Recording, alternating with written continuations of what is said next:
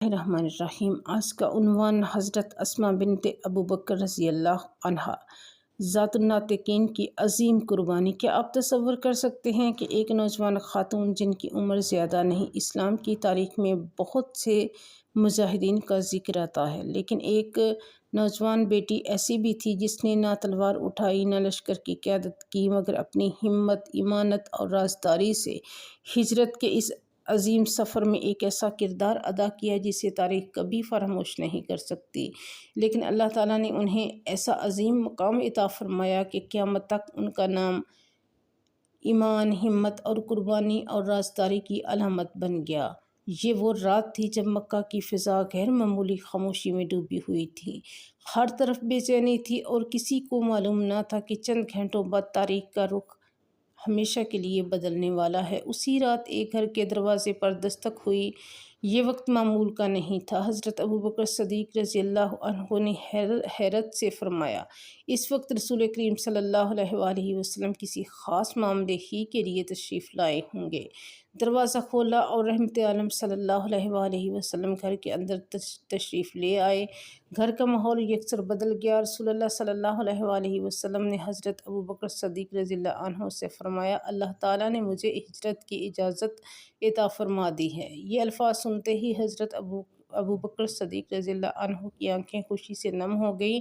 برسوں سے وہ اسی سعادت کے منتظر تھے کہ رسول اللہ صلی اللہ علیہ وآلہ وسلم کے رفیق سفر بنے، مگر اسی گھر میں ایک اور شخصیت بھی موجود تھی جو خاموشی سے یہ سب دیکھ رہی تھی۔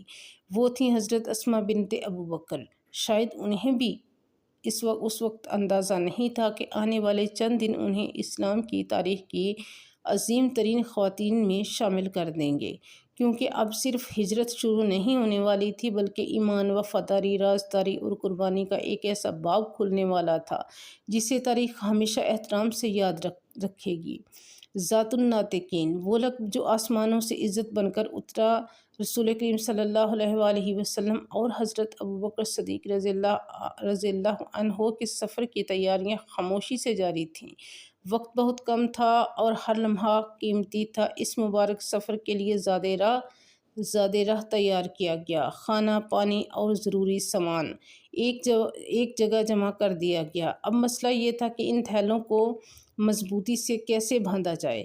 گھر میں تلاش کی گئی لیکن کوئی مناسب رسی موجود نہ تھی۔ حضرت اسماء رضی اللہ عنہا نے ایک لمحہ بھی تاخیر نہ کی۔ انہوں نے اپنا دوپٹہ 2 حصوں میں تقسیم کیا اور کھانا مضبوطی سے باندھا، اور ایک حصے سے کھانے کی تھیلی باندھی اور دوسرے حصے سے پانی کا مشکیزہ مضبوط کر دیا۔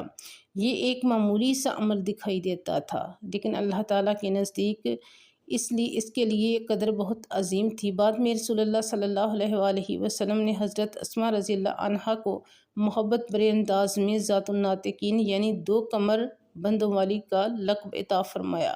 یہ صرف ایک لقب نہیں تھا، یہ اس عظیم قربانی کی دائمی یادگار تھی جو ایک مومنہ نے اللہ اور اس کے رسول صلی اللہ علیہ وآلہ وسلم کی خاطر پیش کی تھی۔ لیکن حضرت اسماء رضی اللہ عنہا کی ذمہ داری ابھی ختم نہیں ہوئی تھی، اصل امتحان تو اب شروع ہونے والا تھا۔ رسول اللہ صلی اللہ علیہ وآلہ وسلم اور حضرت ابو بکر صدیق رضی اللہ عنہ غار ثور میں قیام فرما تھے۔ 3 دن تک مکہ کے مشرکین ہر طرف تلاش کرتے رہے۔ انہی دنوں حضرت اسماء رضی اللہ عنہا خاموشی کے ساتھ رات کی تاریکی میں کھانے پینے کا سامان غار ثور تک پہنچاتی۔ ادھر حضرت عبداللہ بن ابو بکر رضی اللہ عنہ دن بھر مکہ میں رہتے، قریش کی باتیں سنتے اور رات کے اندھیرے میں غار ثور پہنچ کر تمام خبریں رسول اللہ صلی اللہ علیہ وآلہ وسلم تک پہنچاتے، اور حضرت عامر بن فہیرہ رضی اللہ عنہ اپنی بکریاں انہی راستوں سے گزارتے تاکہ آنے جانے کے قدموں کے نشانات مٹ جائیں اور دشمنوں کو کوئی سراغ نہ مل سکے۔ یہ صرف ایک خاندان نہیں تھا، یہ ایمان کی خاطر ایک جان بن چکے تھے۔ ہر شخص اپنی ذمہ داری پوری خاموشی، اخلاص اور حکمت کے ساتھ ادا کر رہا تھا۔ لیکن ابھی آزمائش کا سب سے کڑا لمحہ باقی تھا۔ جب مکہ کا سب سے سخت دل شخص اسی گھر کے دروازے پر پہنچا، ابو جہل کا آنا، حضرت اسماء کا صبر اور ایمان افروز واقعہ وہ دروازہ جہاں ایمان کی بہادری کا امتحان ہوا۔ غار ثور میں رسول اللہ صلی اللہ علیہ وآلہ وسلم اور حضرت ابوبکر صدیق رضی اللہ عنہ محفوظ تھے، لیکن مکہ میں ایک گھر ایسا بھی تھا جس پر ہر لمحہ خطرہ منڈلا رہا تھا۔ قریش کو معلوم ہو چکا تھا کہ رسول کریم صلی اللہ علیہ وآلہ وسلم اپنے گھر سے روانہ ہو چکے ہیں۔ اب ان کی نظریں حضرت ابوبکر صدیق رضی اللہ عنہ کے گھر پر تھی۔ شاید وہاں سے کوئی سراغ مل سکے، شاید کوئی راز کھل جائے، اور اسی امید میں ایک دن اس گھر کے دروازے پر زور سے دستک ہوئی۔ دروازہ کھولا گیا، سامنے قریش کے چند لوگ کھڑے تھے اور ان کے ساتھ ابو جہل بھی موجود تھا۔ اس نے سخت لہجے میں پوچھا، تمہارے والد کہاں ہیں؟ حضرت اسماء رضی اللہ عنہا نے نہایت اطمینان سے فرمایا، اللہ کی قسم مجھے معلوم نہیں، اور اگر مجھے معلوم ہوتا بھی تو میں نہ بتاتی میرے والد کہاں ہیں۔ وہ جانتی تھیں کہ اگر زبان سے ایک لفظ بھی نکل گیا تو رسول اللہ صلی اللہ علیہ وآلہ وسلم اور حضرت ابوبکر صدیق رضی اللہ عنہ کا پورا سفر خطرے میں پڑ سکتا ہے۔ ابو جہل غصے میں آگ بگولا ہو گیا۔ روایت میں آتا ہے کہ اس نے حضرت اسماء رضی اللہ عنہا کے چہرے مبارک پر اتنی زور سے تماچا مارا کہ ان کی بالیں گر گئیں۔ سوچیے، ایک نوجوان بیٹی جس کے والد گھر میں نہیں، سامنے مکہ کے سخت ترین لوگ کھڑے ہیں، مگر اس کے باوجود نہ خوف، نہ گھبراہٹ، نہ راز افشا ہوا۔ حضرت اسماء رضی اللہ عنہا نہایت ثابت قدم رہیں اور انہوں نے اللہ اور اس کے رسول کی امانت کی حفاظت کی اور ہجرت کے اس عظیم راز کو اپنے سینے میں محفوظ رکھا۔ یہ صرف ایک بیٹی کی ہمت نہیں تھی، یہ ایمان کی وہ طاقت تھی جو بڑے بڑے طوفانوں کے سامنے بھی جھکنے کے لیے تیار نہیں ہوتی۔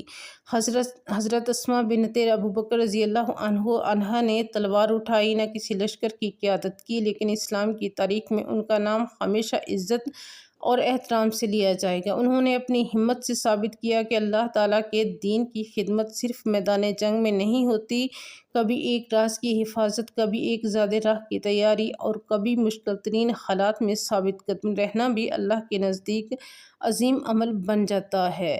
ہجرت کا یہ مبارک سفر صرف رسول اللہ صلی اللہ علیہ وآلہ وسلم اور حضرت ابوبکر صدیق رضی اللہ عنہ کی قربانیوں کی ہی داستان نہیں، بلکہ اس میں ایک بہادر بیٹی کا کردار بھی ہمیشہ کے لیے محفوظ ہو گیا، جس نے خاموشی سے اسلام کی تاریخ کا ایک روشن باب رقم کر دیا۔ اسی لیے رسول اللہ صلی اللہ علیہ وآلہ وسلم نے انہیں ذات الناطقین کے عظیم لقب سے نوازا، اور یہ لقب قیامت تک ان کی قربانی، اخلاص اور وفاداری کی گواہی دیتا رہے گا۔ آج جب ہم حضرت اسماء رضی اللہ عنہا کی زندگی پر نظر ڈالتے ہیں تو ایک سوال خود سے ضرور پوچھنا چاہیے کہ اگر دین اسلام کو ہماری ہمت، ہماری امانت، ہماری رازداری اور ہماری قربانی کی ضرورت پیش آئے تو کیا ہم بھی حضرت اسماء رضی اللہ عنہ کی طرح ثابت قدم رہ سکتے ہیں؟ آپ بھی ایسے ایمان افروز، دل کو چھو لینے والے اور ایمان تازہ کر دینے والے واقعات سننا چاہتے ہیں تو نور کہانیاں کو ضرور سبسکرائب کریں، ویڈیو کو لائک کریں اور اسے اپنے اہل خانہ اور دوستوں تک ضرور پہنچائیں تاکہ سیرت طیبہ کا یہ نور زیادہ سے زیادہ دلوں تک پہنچ سکے۔